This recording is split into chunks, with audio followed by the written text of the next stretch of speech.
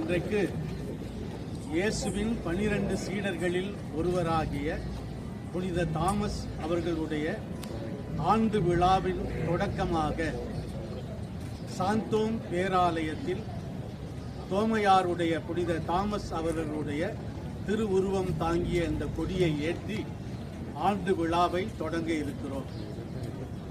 இயேசுவின் 12 சீடர்களில் ஒருவராகிய தாமஸ் இந்தியாவிற்கு வந்து இந்த பகுதியிலே இயேசுவை பற்றி நற்செய்தியை பற்றி அறிவித்து அதன் எதிர்ப்பாளர்களாக இருந்தவர்களால் கொலை செய்யப்பட்டு இந்த சாந்தோம் பேராலயம் இருக்கிற இந்த இடத்தில் அவர் அடக்கம் செய்யப்பட்டார். தோமையார் மலை என்று அழைக்கப்படுகிற தாமஸ் மவுண்ட் அங்கிருந்து இங்கே வருவதாக வரலாறு நமக்கு சொல்லுகிறது. எனவேதான் சென்னையிலே மவுண்ட் ரோட் என்பது புனித தாமஸ் மலையிலிருந்து பாரிஸ் கார்னர் வரை வருவது, சாந்தோம் நெடுஞ்சாலை என்பது புனித தோமையார் இருக்கின்ற அந்த இடத்தின் இந்த பேராலயம் இருக்கிற நெடுஞ்சாலையை குறிக்கிறது.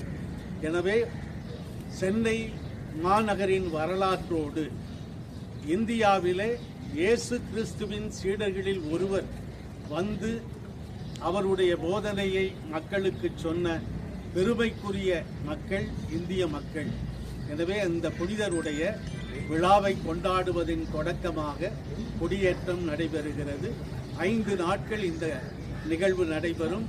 30ஆம் தேதி ஞாயிற்றுக்கிழமை மாலை 6 மணி அளவிலே நம்முடைய சென்னை மயிலை உயர் மறை மாவட்ட பேராயர் மேதகு ஜார்ஜ் அந்தோணிசாமி ஆண்டகை அவர்கள் தலைமையிலே ஆடம்பர தேர்பவனியும் அதனை தொடர்ந்து ஆடம்பர வழிபாடும் இதே இடத்தில் நடைபெறும்.